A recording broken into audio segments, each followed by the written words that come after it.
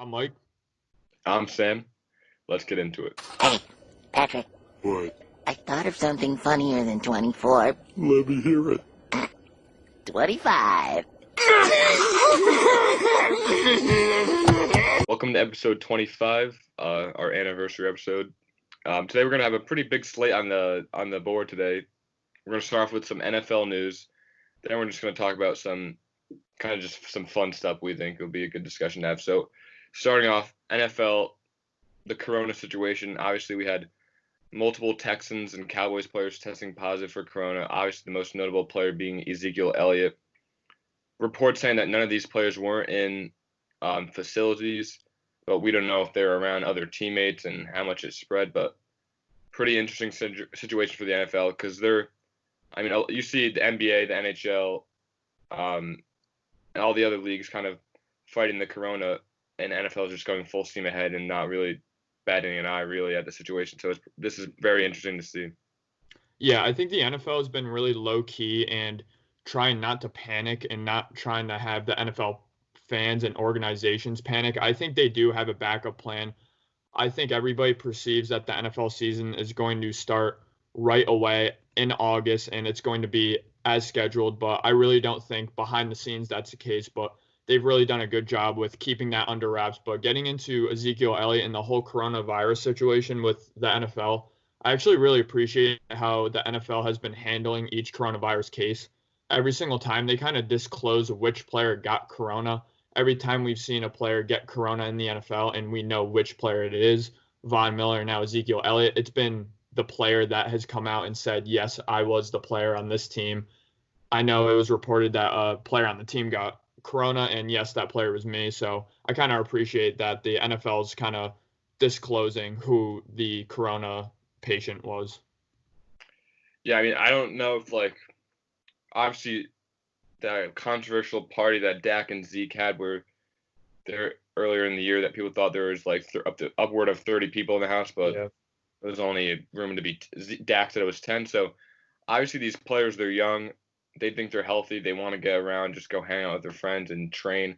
Obviously we saw that video of Lamar Jackson at the beach recently with a bunch of people. I think it was around 10 people playing football, but it's scary when you're in an organization and you want to protect these guys and have your best players playing at the beginning of the season, and you see them going out and partying and even just simply training with other people is just a scary kind of a thought to have in your mind because you never know what's going to happen with these guys.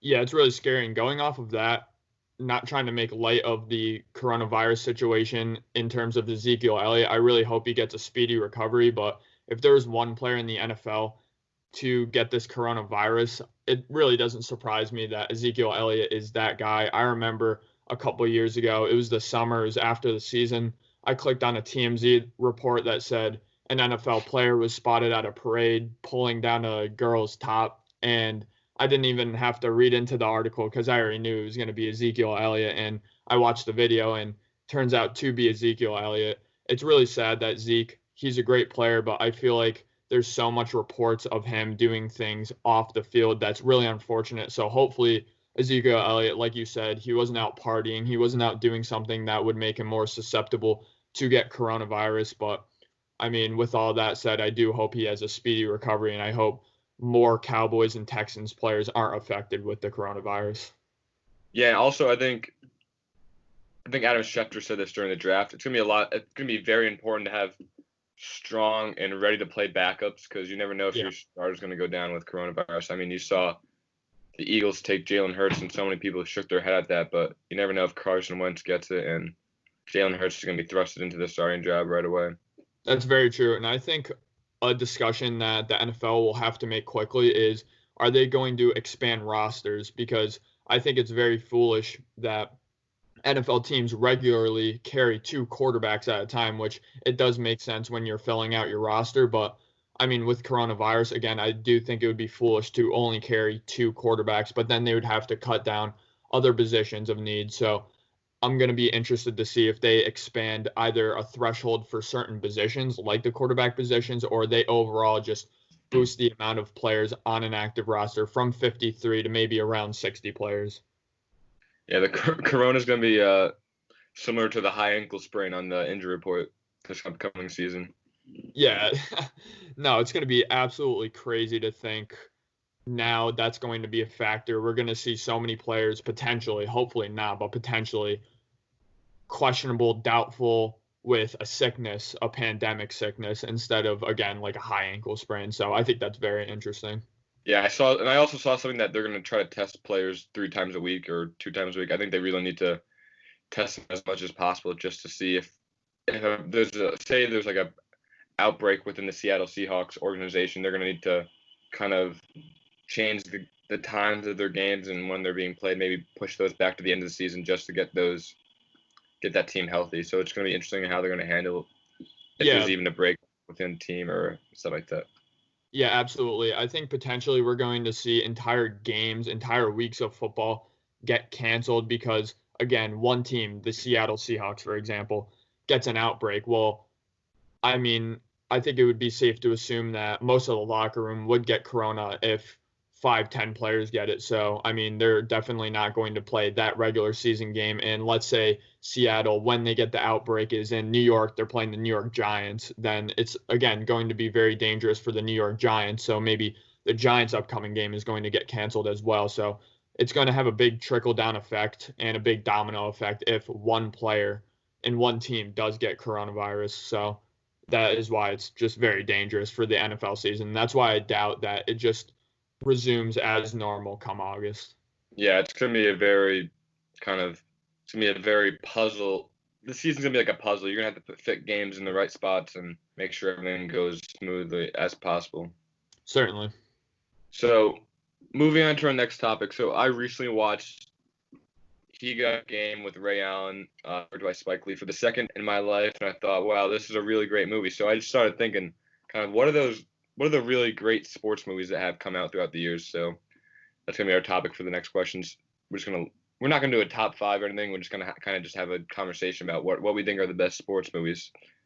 So you wanna obviously we have those like those feel good sports movies like Miracle, Rudy, but I mean obviously those are really good movies, but kind of they're a little corny at some points with Rudy. Yeah. Like him on the sideline. I don't know if it might have really happened. I don't know, but him on the sideline, the whole team's just starting Rudy, Rudy. It just seems a little corny.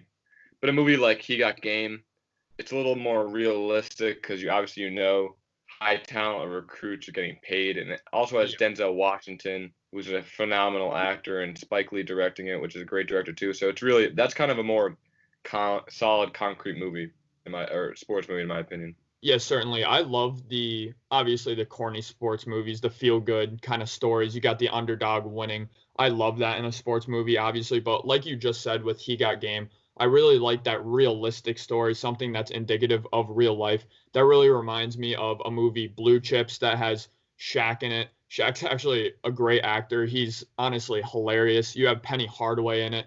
I know you have a lot of little cameos in there too. You have Bob Knight, Rick Pitino, Bob Cousy, Larry Bird. Yeah, even Larry Bird is in that. I think even Dick Vitale is doing some sort of announcement in that. So not only do I like when sports movies do have the real, actual sports players in them, but again, I like when sports movies are indicative of real life. And that's why I'm kind of talking about Blue Chips right now, because it is a movie about these great basketball players who under the scenes are making a big decision to which college are they going to play for, because there's so many colleges throwing money their way under the table. Not only that, but I know a big aspect of the movie is also about point shaving, which I know was very, very prevalent in the NCAA basketball in the 80s, 90s, even 2000s it went on, and it potentially even still goes on today. So I really just like, again, when movies kind of tackle scandals that really always happen in sports but kind of get shoved under the rug.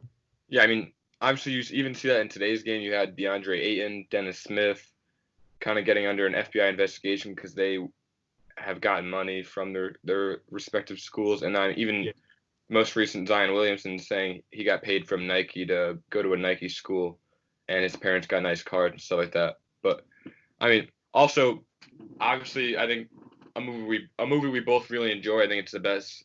It's the greatest sports history moment of all time. I mean, you have 8 different DVDs of this movie. It's Miracle. I mean, no matter how many times you watch it, you always get goosebumps because, like, as Americans, it's just awesome to watch. Absolutely. I mean, you have a star-studded Russian hockey team full of professional athletes. Meanwhile, you have a bunch of college kids on this hockey team. I really like in the film, at the beginning of the film, where you have a bunch of players who hate each other. I mean, they're playing for Boston College, they're playing for Buffalo, they're playing for these rival college teams. And at the beginning of the movie, the coach starts off by saying, "What team do you play for?" And they always answer their college team. And Yeah. he keeps making them do suicides. He keeps making them just basically get punished until they say, "We play for the United States." Yeah, that's a bit of a corny moment. I don't even know if that's true, but that's kind of a corny moment. He's like, Michael Ruzioni, who do you play for? United States of America. Very dramatic scene. I doubt that happened in real life. That would have been absolutely nuts. But I do like how that just kind of shows that as Americans, if you're playing, it doesn't matter if you're playing for the Olympic team, it doesn't matter what sport you're playing for, you're under the same flag. You have your right hand over your heart for that same flag. So I actually do like that corny moment in that movie. Again, so many corny moments in Miracle, but it's kind of crazy that Miracle, such a stereotypical kind of sports movie, is actually a true story. So I think that's something that is incredible about Miracle. No, I really like Miracle. Probably, I think, like, if I had a core 3 of sports movies or I'll go core 4 of sports movies I enjoyed, it would be Remember the Titans, He Got Game, Miracle, and Moneyball. You know, you got to have one for each sport. Yeah, absolutely. Getting into Moneyball a little bit, that is another movie where it seems kind of fake, but again, it's a real story about a real person, which I do really think is incredible how, and I think it really is indicative of just how the MLB operates and how to really get a successful team. I know analytics is huge in baseball. He kind of dawned the age of analytics, and that really trickled down into the basketball world and into the football world. But again, I think that's very indicative of real life Moneyball, which I do appreciate about it, is because in terms of MLB and baseball, it's so important to have a really good roster instead of a couple star-studded players. I mean, we just saw just recently, I know me and Sam were talking about this, Bryce Harper, the year after he leaves the Nationals win the championship. And I think that basically perfectly sums up a movie like Moneyball, where it really does highlight you don't need a bunch of star players with big names. Really, the A's were constructed of really just minor league guys, young guys who haven't proven themselves, and old guys who appear to be washed up by every other team. So I do also like that movie for that aspect. Yeah, and also, like, kind of the point I brought up to He Got Game, Moneyball is also just a really great movie. I mean, there's not really that many corny moments in it. It's just like a kind of a more realistic game. Besides sports, I'm a movie guy too, so I kind of like having that, it meeting both ends of sports and movies, which Moneyball. I mean, Brad Pitt, great performance. Jonah Hill's in it. Chris Pratt. I think this is one of Chris Pratt's first movies. I think he's the first baseman that they taught. He was a catcher, and they taught him how to play first base. That's really funny. I did not remember that actually. I believe Jonah Hill is in that movie. Yeah, Jonah Hill. He's always just the best supporting actor when he appears in movies, and he does another great job of being a supporting actor. In his little role of being kind of that wingman to that big businessman, I know he does that very well in The Wolf of Wall Street as well. And of course, in terms of sports movies, it's so important not only to me to see an athlete in that movie, but if you don't have an athlete in that movie, you have to have great actors. So of course you have Brad Pitt, of course you have Jonah Hill, and in a lot of sports movies you have Denzel Washington. So I think that's a very important aspect as well.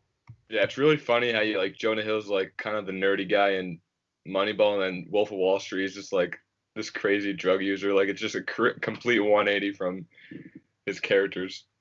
Yeah, he kind of starts off in Wolf of Wall Street as appearing as that nerdy guy who ended up being rich and somewhat famous in his circle. So he kind of abandons that nerdiness. But of course, I love that movie. I know we're getting a little off topic with The Wolf of Wall Street, but he kind of just goes up to Leonardo DiCaprio and says, "I'm going to quit my job right now if you give me a job." Just very funny scene when they go to the phone booth. But anyway, getting into some other sports movies. Of course, I do like sports movies that dive into real life, and that's why I remember me and Sam saw 42 together in the movie theater. That is another great movie about just a great sports figure. And again, I love when sports movies highlight a great event in sports history that is kind of forgotten. I know Jackie Robinson will never be forgotten. The number 42 is going to be cemented into MLB legacy forever. It's at every single stadium. But I really do like a movie that follows the life of a great man that lived a very long time ago. Yeah, I mean, that's a movie like 42 and Remember the Titans. It just goes back in history and kind of shows like the dark side of sports and how segregation kind of hurt our country a lot. And I mean, it hurt Jackie Robinson. He could have been in the MLB so much longer and for his prime, but I mean, he showed resilience and was able to play the waiting game and break the color barrier, which is just such an important time in American history and all sports history. Because, like you said, 42 is never going to be worn again in all of MLB history. The last person was Mariano Rivera, and he retired a couple years ago. So it's all no one's ever going to wear 42 again. Yeah, I love how the movie 42 really just reiterates that not only was the Dodgers organization, the Dodgers owner, very progressive and just a great man. Any of this would not be possible without him. But some of the Dodgers teammates even, I mean, really stick up for Jackie Robinson when he's getting heckled from a day-to-day basis. Another aspect of this movie I really love is how they show that Jackie Robinson might have not been the best black player alive on the planet at that time, but he was just an incredible person. And the Dodgers organization knew if there was one person on the planet of the earth that could handle the hell that Jackie Robinson would go through, it was Jackie Robinson. So I really like how they highlight his life and just, again, just so much torture and pain that he has to go through as an MLB player, just playing in this league that is all white. He can't even stay at the same hotel as his teammates, which, I mean, is very heartbreaking to see. But again, I think it's really important to put a movie like this out there so we can show kind of how backwards our society was and how little removed we are from that and how much we still do have to grow from that. I mean, obviously none of it would happen. None of the Jackie Robinson story would happen if Jackie Robinson wasn't as resilient and as kind of strong as he was. I mean, if he was kind of a hothead, he would have caused so many fights, and we see Jackie Robinson in the movie countless times walking away from situations that could have escalated and gone so much more worse than they actually did. Yeah, and another movie we're going to get into where it really highlights how great of a person this person was and how much of a struggle they went through is The Blind Side. Now, I know with The Blind Side, it's kind of sad to see Michael Orr, this great hero figure. I know I love Michael Orr. I think you love Michael Orr. I think everybody that watched The Blind Side really does love Michael Orr. Another movie with a great star actress in it, Sandra Bullock. But it is sad to see that Michael Orr's kind of came out after the movie's released, especially in the Panthers' 15-1 perfect season. He was kind of a big part of that offensive line. He really came out that season as he had the most spotlight he's had since the movie, and he's kind of retracted on what the movie kind of painted a picture for him to be, and has kind of came out and said, I really hate the movie because everybody just knows me as the Blind Side guy, and a lot of the movie is false. I mean, the movie made him seem like he's never like seen a football before. They're like, the little SJ guy was like teaching him how to like block and stuff like that. Obviously the guy played football is the most popular sport in America. Obviously he knows how to play football. He probably was not like able to sign up for football. Like the family was able to give him the equipment and give him the means to be able to play football, but obviously he knew how some sort of football. I mean, the movie made him kind of like a moron. I don't know. Yeah. Mean to say, but they made him a moron. No, yeah, they did portray Michael Orr in kind of a very negative light, I think. I mean, obviously he went through tremendous struggle, which painted him in a good light and how he was able to overcome that. But again, I think he's come out and said he actually played at least a season or two of Pop Warner football. And in the movie, I mean, they make it seem, again, like he's never seen a football a day in his life when he lives in, Mississippi, I Yeah. believe, where, I mean, not only high school football is just so huge there, but obviously college football is huge there with Ole Miss. Ended up going to Ole Miss. But again, I mean, with the whole academic aspect of it, yes, they do make him seem out to be a very dumb person, which I think, again, is very unfair to Michael Orr. If you make the NFL, if you know the NFL playbook, I mean, you have to be a pretty smart guy. So I'm sure Michael Orr wasn't as dumb as they did portray him to be in the movie. But again, I mean, we were talking about Miracle and how we didn't think that scene actually happened in real life. And that's kind of what sports movies do when they tell a true story. I mean, it's very fabricated to an extent. And that's definitely what happens in Blindside. But some really great scenes with Blindside. My favorite would have to be in game when he's blocking that guy and he basically blocks him all the way into the end zone and basically all the way over the fence. So Yeah. I do really like that scene. I mean, obviously, yeah. Like I'll go the previous point you just made. Obviously, there's gonna be some. The director needs to put some filler in the movie. I mean, going off the grid a little bit from sports. I mean, like Bohemian Rhapsody, they're not gonna know everything about Freddie Mercury's life, so they had to add some substance. So yeah, obviously that's gonna happen in Blindside too. They're gonna have to add some substance and some kind of character development. But I don't know. It just made him a very very negative character development. But yeah, definitely the movie the part when he pushed him over the fence, he's like, "Where are you bringing him?" He's like, he had to go back to the school or something like that. That's probably the best part of the movie. Yeah, that's a very funny scene. I also, getting into another movie, Space Jam. I know that's such a favorite with people. That's one of those sports movies. There's actually a lot of merchandise and just kind of a lot of fantasy surrounding Space Jam. I know Michael Jordan, after Space Jam released the Space Jam 11s, which are one of my favorite shoes of all time. Yeah. But getting into Space Jam a little, obviously you have very great actors in that. You have a mix of very great actors and a great athlete, arguably one of the greatest athletes of all time, as we will get into that topic a little later on into the episode. But I'm very excited to see what they're going to do for Space Jam 2. I kind of went back and watched Space Jam recently just to kind of get, again, the feel of the movie and to kind of just see what Space Jam 2 is going to do, because I know you have LeBron James in it. I know you have Klay Thompson, which is kind of surprising to see these two guys in the same movie, as I know Klay Thompson very publicly really harassed LeBron James throughout their whole kind of finals rivalry. He said, "You mad, bro?" to LeBron James. I think he got his feelings hurt to LeBron. Yeah. LeBron kind of laughed it off and ended up going on a 3-0 run to beat the Warriors. One of my favorite moments. I'll always kind of dislike Klay Thompson because I feel like he's the type of guy to always talk the talk, and then once he gets kind of in the heat of the moment, once hands are actually starting to get thrown, he's the first guy to kind of back off. But anyway, that's my little Klay Thompson rant. But getting into Space Jam again, I love to see that really mix that I know Bugs Bunny and that entire Looney Tune world loves to get into, of human beings and just cartoons. So that's a really interesting sports movie. I mean, it's not a serious movie like 42 or even the Titans or The Blind Side. It's kind of just a fun movie, a fun little kids movie. Something like The Sandlot's a fun summer movie that you're gonna watch with your friends and your buddies when you have them sleep over.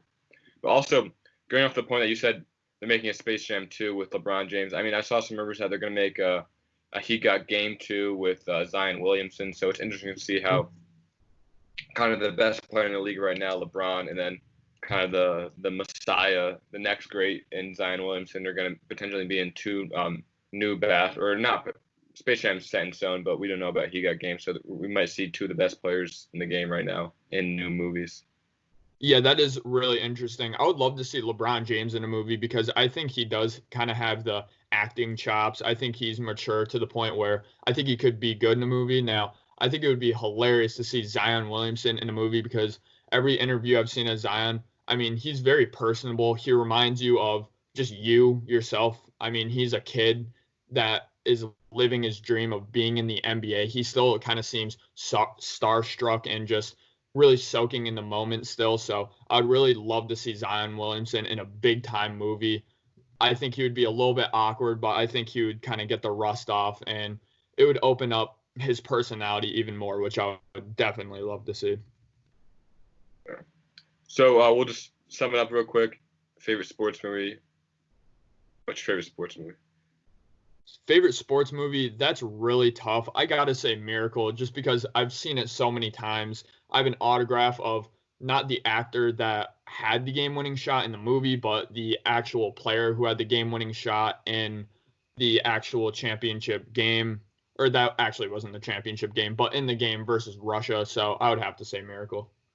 Mine, we didn't talk about it too much, but mine's definitely Remember the Titans. I think it has a great story with kind of integrating the black team and the white team and kind of just creating friendship and breaking those barriers. And also, I mean, it has some of the best football action in a movie. I know there's not too many football movies out there, and it's kind of hard to get really like realistic game action, which I think Remember the Titans kind of does great. Certainly, going off of that just for a second is I think a lot of sports movies do a very poor job at the action scenes, at the sports scenes, because you have some actors who haven't even picked up the ball that they're playing in the movie. And I think it's a bit cringy to see sometimes people play basketball movies, people play football movies. But again, like you just said, Remember the Titans does that very well. Yeah. So moving on to our next topic, we're going to talk about kind of the best athletes of all time. I know in a previous episode we talked about kind of the best multi-sport athletes, but we're just going to talk about who we think are the best, just the most athletic people in all of sports history.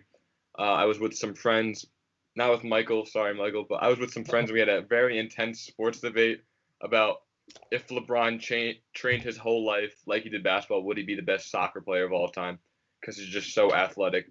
So we're kind of going to, with that being said, let's go into who we think are the most athletic athletes of all time. I'll let you take the floor first. Actually, going into that point with LeBron James in terms of being a great soccer player, I want to get into that a little bit. LeBron James's frame really is not indicative of a soccer player. He doesn't have an ideal soccer player frame. But with that being said, I mean, a combination of his durability, his speed, and stamina, I definitely think he could be a great soccer player. Now, I don't think it's to his advantage to be such a big body in soccer. It's not that physical of a sport. I think it's more physical than people do give it credit for. But you see a guy like Lionel Messi, he really relies on his agility and his shiftiness to kind of get the ball past defenders. And I do think that is very important in soccer. We've seen some very powerful players with a big stature like Ronaldo be very dominant in soccer. You have Schweinsteiger, my favorite soccer player of all time, who played for the German team Bayern Munich a lot.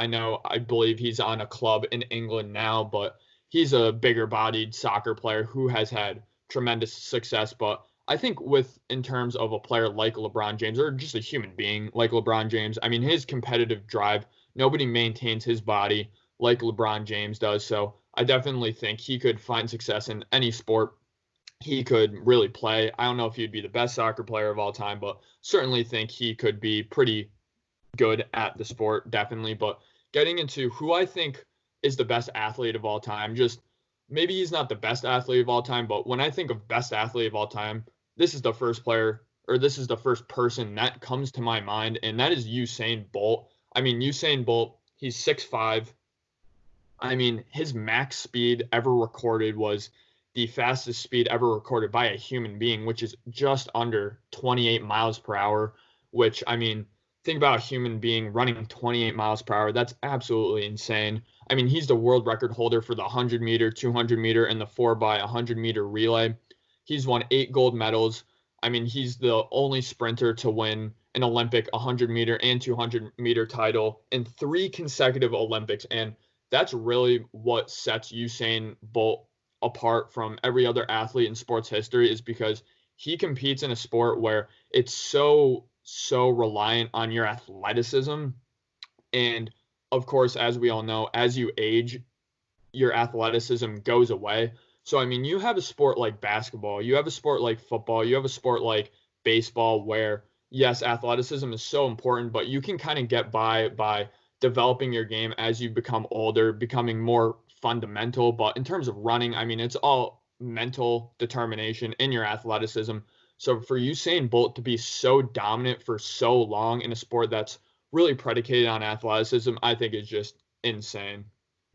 Yeah, for when I was kind of creating my list for best athletes, I had LeBron at 1, kind of because that what kind of just started my argument or my idea for this argument. And then I had Usain Bolt at 2 because, I mean, for just being a human and being able to run almost 28 miles per hour at 6'5", I mean, it's just an incredible accomplishment. I mean, even when you watch some of his races, he could definitely have gone faster. You see at the end, he's kind of showboating a little bit, and there's that awesome picture of him smiling at the camera in the last, right before he reaches the finish line. I mean, he is just so incredible. I mean, just I don't think how any human will break his record for and the history of the human race. Maybe at some point in like 100 years or something like that. But it's just gonna be so hard for a human to be able to run that fast. I mean, just having the build he has. You've seen someone that's a little shorter I forgot his name, but he's from Canada. He was kind of close to him at one point, but being 6'5" and be able to run that fast is incredible. I mean, also he recently he did go to Australia to become a professional soccer player for I think it was a year and a half. So obviously you see he's athletic too because he can translate his game to another sport. I think he quit soccer unfortunately, so we didn't really get a good glimpse of how good he can truly be. But you can see how his athleticism can be transitioned into another sport. Yeah, again, just his longevity and his dominance at, again, a sport that's so predicated on athleticism, I think is absolutely insane. I know for a couple of years, Usain Bolt, I think the NFL flirted with this idea more than Usain Bolt did, but I know there's rumors that Usain Bolt was going to join a football team. And I mean, you put Usain Bolt on the outside, he's 6'5". I mean, if he bulks up a little bit, loses a tiny bit of speed, I mean, he's dominant. All you need to really trust him and show him all to do is, I mean, catch balls. That's all he would really need to do. His route running wouldn't even need to be that good, that sharp to still get open at the rate he would get. I mean, he would be DK Metcalf times 10, I think, if he really actually trained, put a couple of years into training for the NFL. But I think it was the 2018 scouting combine. He had been retired from running for a couple of years. I believe he retired in 2016, kind of from competitive running after the 2016 Olympics. But he was in long pants, just like a formal shirt, and he was in sandals. And they had him run the 40 time, where I think there was a little 40 machine that fans were able to step up and run the 40-yard dash. And with ease, in sandals, being retired, I think Usain Bolt ran like a 4.340, which, I mean, that's absolutely incredible. If Usain Bolt actually trained to run a 40-yard dash, I think he would easily hit a 4.19, which Bo Jackson is rumored to have hit at some point in his career running the 40. So, I mean, Usain Bolt, again, I think he's another guy who, if he really trained to be in other sports, I think he could have done it. Yeah, and then transitioning into Bo Jackson, obviously everybody knows about the 30 for 30, you don't know Bo, and just kind of the myth of him as a human being. Obviously, you talked about it 2 seconds ago, how his 40-yard dash is rumored to be a 4.13, which would just blow John Ross, the record holder, out of the water, which is a 4.22, I believe, right? 4.22, John Ross. Yeah. I mean, just so much is unknown about Bo Jackson, so there's so many stories about what is true and what's a myth. Obviously, we know that he was a phenom in football at Auburn, and he was a phenom in baseball, which was able to have him go professional in both sports. I mean, just being 227 pounds at 6'1" and be able to run the rumored speed that he was able to run is just so incredible. I mean, obviously, we talk about LeBron James being 6'8", 250 pounds, and when he had the chase down block on Iguodala, he clocked over just above 20 miles per hour. So him and LeBron and Bo Jackson being their stature and their weight and being able to run the speed that they're able to run is just makes them so athletic. Yeah, I mean, yeah. Getting into LeBron James a little bit there. Sorry about that. I know, you're good. he was rumored to be at around 260 to 280 pounds when he was playing on the Miami Heat. I know he did have some cramping trouble when he was in the Miami Heat, specifically in the playoffs. I know there was that infamous kind of San Antonio Spurs. The AC was broken in the arena. It was very hot. Obviously, it's in San Antonio in June, and he had really bad cramping all game. But really, besides that, LeBron, to play at the stature he's played at, to play at the weight he's played at, and I mean, kind of that stop-start speed. I mean, he's playing in pretty heavy LeBron basketball shoes, and I mean, to get to over 20 miles per hour in a matter of seconds. I mean, yeah, that proves LeBron James right there. That play alone. I mean, in his 30s, to be one of the most athletic human beings of all time.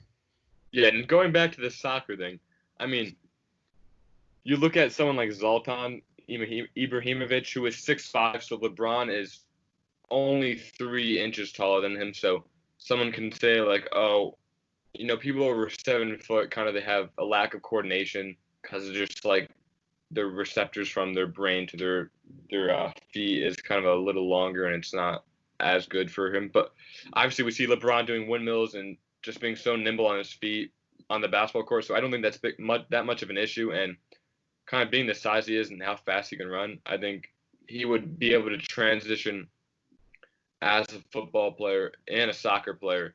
Kind of he would be pretty good at them if he had a lot of training, obviously. I mean, obviously soccer is one of the most kind of finesse sports in the world. I mean, I think it's the most finesse sport in the world, so obviously he would need a lot of training. But I think with his determination and his athleticism, he would be able to do it.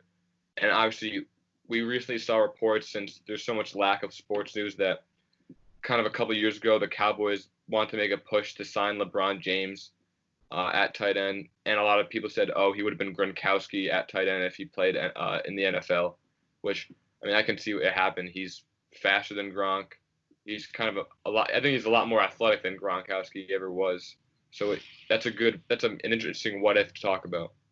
Yeah, LeBron in football is just a huge what if. I know he was a great dominant football player in high school, but a little problem that LeBron would be susceptible to is definitely injuries once he got to the NFL scene. I mean, he's never really taken NFL hits like he has in the NBA. Obviously, he's a very bruising basketball player. He's taken probably bigger hits than we've seen of any player play in the 2000s and 2010s era. But with that being said, I know a big thing for LeBron James and a big argument against him in playing in the NFL is just how big his frame is, and he'd be so susceptible with the rib shots. Just really, his body shots would really start to accumulate. But I mean, I would have trouble finding an NFL player who could really tackle LeBron James because, I mean, you even got a guy like Cam Chancellor.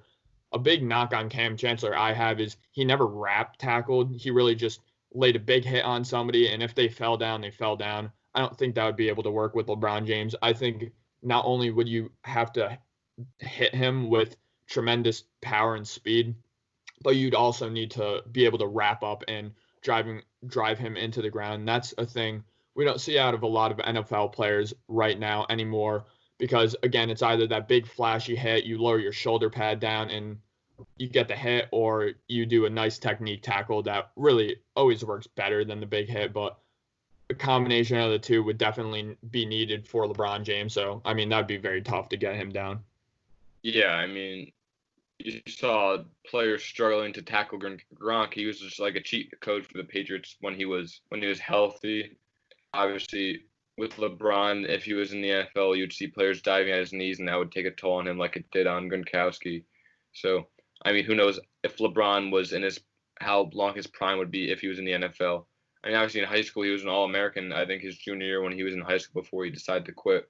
So there was some potential for football, and I think everybody's who's a sports fan have seen that video of him playing flag football for Kevin Durant, which is pretty funny to watch. Yeah, I mean, Kevin Durant is not the most athletic out of athletes. Not at all. Kevin Durant, very funny watching that flag football game. Kevin Durant's very uncoordinated when it comes to some things. I've seen him swing a baseball bat, and I mean, it's very awkward. It's very hard to watch. I mean, seeing him throw a football, seeing him catch a football is very awkward too. He body catches, kind of throws very badly. So Kevin Durant, yeah, that's very interesting. That's why this is a little off topic, but this is why I think if any player could come back from an Achilles injury, it is Kevin Durant because I mean his game is so indicative and really reliant on being able to shoot at any spot on the court, being able to shoot over any player in the NBA. And I do think he's gonna still be able to do that because I mean he's never really relied on his athleticism too much. Definitely in Golden State when he started to become a better team defender and a better one-on-one defender, he certainly did start to rely on his athleticism a little more. But I think we're going to see a Kevin Durant on the Nets where, I mean, he's kind of that Oklahoma City Thunder defender where he's not a liability on defense, but he's certainly not that good of a defender. He's not going to guard the best player on the court at that time. He's not going to be guarding a LeBron James. I mean, we saw him in the 2012 finals not even guard LeBron. It was actually James Harden that guarded LeBron for most of that series, which I think that's very surprising of a statement to say. But again, if one player can come back from injury that really takes your athleticism, I think it's somebody who doesn't rely on athleticism too much, and that is Kevin Durant. Yeah, his game is definitely not too demanding on his legs and his Achilles. It's more about just shooting the ball rather than attacking the rim.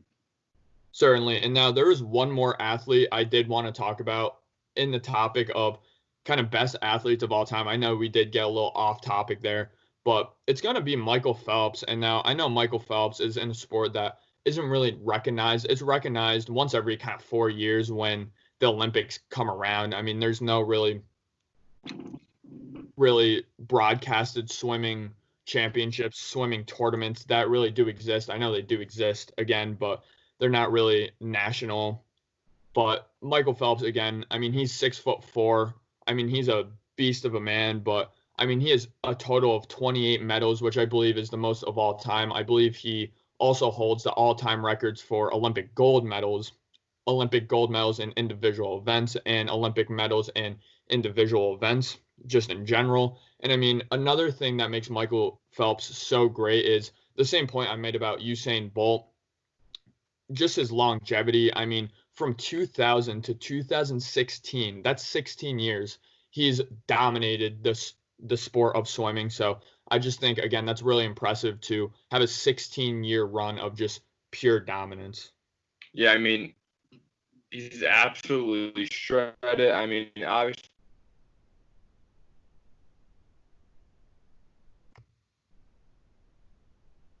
average human being. Michael Phelps' feet bend more than the average human being, which is a huge advantage for someone who is in the swimming world. So obviously, and with his long arms, he has so many advantages when he's swimming. And I think the most impressive thing about Michael Phelps is, I just looked this up, but for the 2008 Beijing Olympics when he was training, he was eating 12,000 calories a day. So he was just bulking up and kind of getting his body prepared to swim those long, very intensive races. I'm sure a lot of those carbs were made up of, or those calories were made up of carbs, kind of just to get his body that fuel to gain muscle and stuff like that. Yeah, and something that I think is also incredible about running and incredible about swimming and makes Michael Phelps and Usain Bolt such a great athlete is there's no trial and error when it comes to this. You have one opportunity, you have one chance to be great. I mean, we see with the NBA, you mess up game one, you're fine. We see LeBron James all the time in the NBA finals lose that game one and go on to have a great series, win or loss. Usually a lot of great athletes, such as LeBron James again, uses that kind of game one in that 7-game format to kind of test the waters, see what's going to work against that team. But in a sport like swimming, I mean, you have one opportunity, two opportunities, three opportunities every 4 years to show how great you are. And for Michael Phelps to really capitalize on that every single time he's gotten that opportunity, I just think is incredible as well. Yeah, most certainly. So moving on, we're gonna dive into who we're gonna predict kind of the winners and the division standings from the NFL. So we're gonna do in this episode and then the next 7 episodes. So we're gonna go through each division. And in today's episode, we're gonna start off with the AFC East. So do you want to go first for who you think kind of how this division is gonna stack up? So I mean, the AFC East, I think we picked this first, and I kind of want to do this first because I do think this is the most interesting division in the league just to follow, just because I mean, we've had the Patriots winning this division and just have pure dominance over this division for the most part. Of course, there's a year where they didn't win the division, but again, for the most part, they've had just sheer dominance for the past 20 years. So I mean, getting into some of the teams here, I mean, the New England Patriots, they obviously won the division last year. Obviously, they lost Tom Brady, but they've had some key other losses in the roster. I mean, they lost Kyle Van Noy, who was a very important defender for them, to the Detroit Lions. They lost Jamie Collins to the Lions. I believe Kyle Van Noy was lost to the Dolphins, correction. But the Bills, I mean, you have the Bills. They made the playoffs last year. They really have no key losses, and they did add Stephon Diggs. You have the Jets. They really don't have any key losses, too, I see. I mean, maybe Robbie Anderson, you would say, is a key loss. They lost him to the Panthers, I believe. And, I mean, they did add Mekhi Becton to the line, which is good. They have a healthy Sam Darnold. They added Denzel Mims, which is going to be good. Going into the Dolphins a little bit, they have really no key losses in the offseason as well. I mean, they added Byron Jones, Tua Tagovailoa, Kyle Van Noy, Shaq Lawson, who I do really think is a good edge player, Eric Flowers, Emmanuel Ogbah, who is also a pretty good edge player. They added Jordan Howard.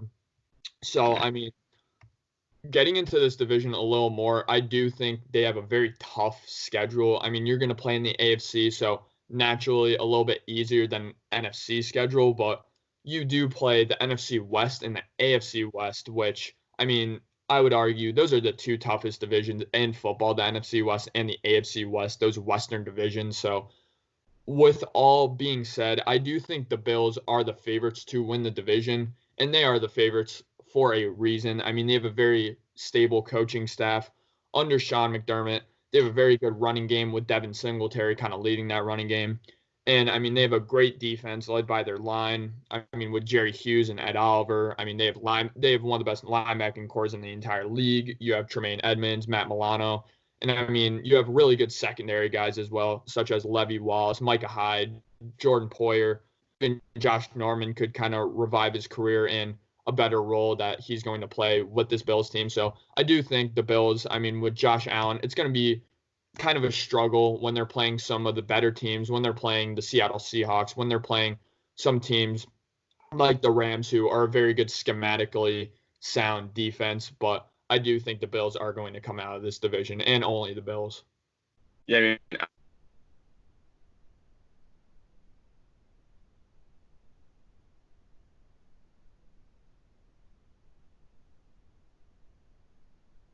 split the season with the Patriots. They went to the playoffs. So I think this is really the year the Bills win the division. I know they have a tough schedule. I can see them going kind of win the division as a 10-6 record or maybe 9-7. But I think this is the Bills' year. And if they don't win a division, I think that'd be a really big disappointment for their organization.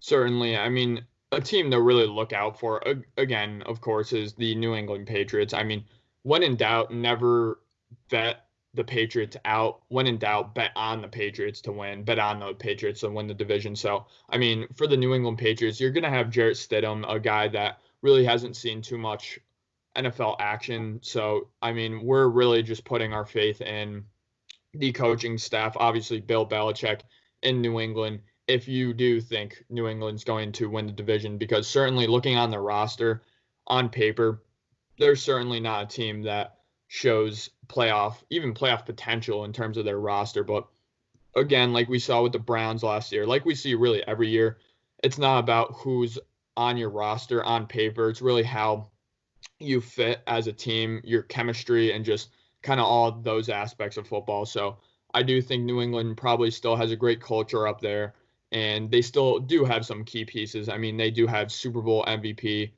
Julian Edelman. So, I mean, I would be surprised to see a guy like Julian Edelman match his production that he had last year. But if you have some guys step up like N'Keal Harry, you have some guys that they drafted kind of step up into their role. I do think the New England Patriots could definitely make some sound in the NFL and make a run for the playoffs. Because, I mean, again, like we got into with one of our NFL previews for the season. They do have a lot of primetime games, and usually if a team has primetime games, they're projected to be a pretty good team. So hopefully that does happen for the New England Patriots.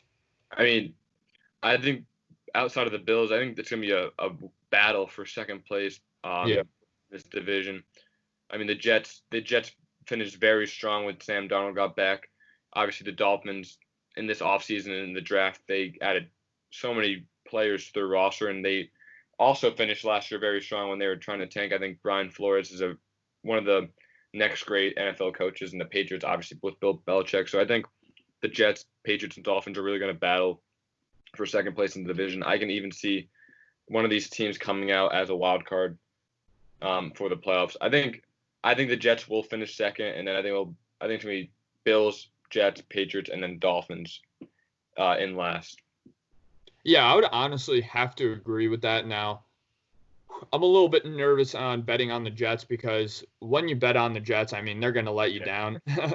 They were really great at letting you down. I remember very famously, I went to a Jets-Patriots game, and that was the year where Fitzmagic was just having a great year. You had Eric Decker, you had Brandon Marshall. I mean, everything was clicking. That very infamous kind of Slater just mix up at the coin toss, and you had the Jets end up getting the ball first, and they did end up scoring in overtime.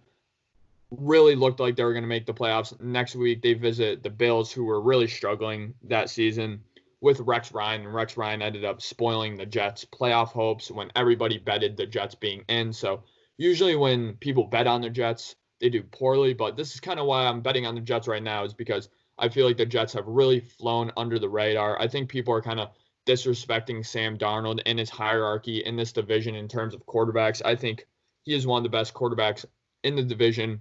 Honestly, if not the best quarterback in that entire division. So I think Sam Darnold, if he stays healthy, if he kind of fixes up some of his mistakes, some of the head-scratching decisions that we have seen throughout Sam Darnold's football career, even at USC, we saw some just head-scratching mistakes. So if he can fix that up, I mean, they do still have some great talented players like Le'Veon Bell. I know he had a very off year, but if they do fix up that offensive line, I think Sam Darnold is a quarterback who doesn't need the best weapons to succeed. So you even have the tight end coming off the suspension. You have Ryan Griffin, who had a pretty good year as a tight end as well. So I do think the Jets could be second in that division. And I do think with a weak AFC that they could make a run at the playoffs. But if I could bet right now, again, I do think the Bills will win this division. And I think they'll be the only team in the playoffs in this division. Yeah. And getting into another team here is the Dolphins. I do think the Dolphins are a bit overhyped now. I know this Brian Flores type of Patriot-esque defense really does rely on the secondary, and they certainly did that. They've been really building up their secondary with some key additions, obviously led by Byron Jones. But I think this year is another year where I think they can win 5 games. I think they can win 6, even 7 games potentially, as they almost did last year. I believe they lost 2 games by 1 point. So if they won those 2 games, they have 7 wins. They will go 7-9. But I think this is a year where they're going to try to incorporate Tua Tagovailoa into the offense, kind of see what offensive scheme fits around Tua perfectly, because as me and Sam have discussed in other podcasts, I'm not that high on Tua as other people are. I do think he is a systems quarterback, where I think that's a very negative term that's thrown out at quarterbacks, and I don't really view it as that. Almost every quarterback in the NFL is a systems quarterback because they're in the system, and obviously that system is meant to fit their play style. But again, I think Tua is a guy where if you throw him into just some random offense you designed before he got there, I do think he's going to struggle. So if they really have a lot of play action passes and just read options, screen plays that Tua ran at Alabama, I do think the Dolphins can have a pretty successful season, but I do think they are going to finish last in the division because it's going to kind of be a test it. We have a bunch of young players type season for them. Yeah, I mean, they really addressed defense in the offseason and really addressed defense in the draft. Obviously, they drafted, I believe they drafted a cornerback with their final pick in the first round. So having Xavier Howard, Byron Jones, a rookie cornerback, they're really going to solidify a solid secondary, like you said. That's kind of Brian Flores' brand on defense. And obviously, trading for Matt Breida from the 49ers and having him to help out a young Tua once he gets into the starting role, and having Devontae Parker, who could be is a top 20 wide receiver in the NFL. So there's obviously help on the roster. There's help all around for Tua to kind of step up to when he's placed into the starting lineup.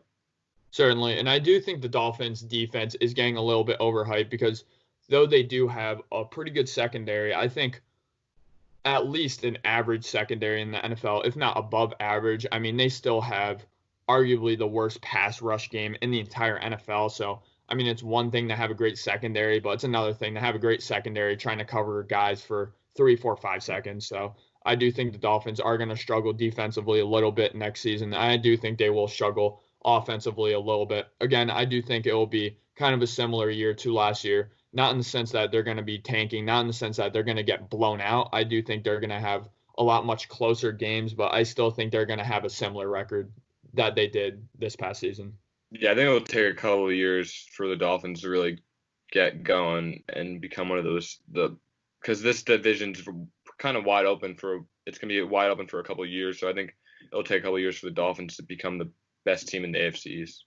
Yeah, so again, kind of just going into an overview, me and Sam do believe that the Bills, I know they're favorites going into the season to win the division, and we do think they should be the favorites going into the season. We do think the Bills are going to make the playoffs, and they are going to capture that division title they have not captured in a very long time.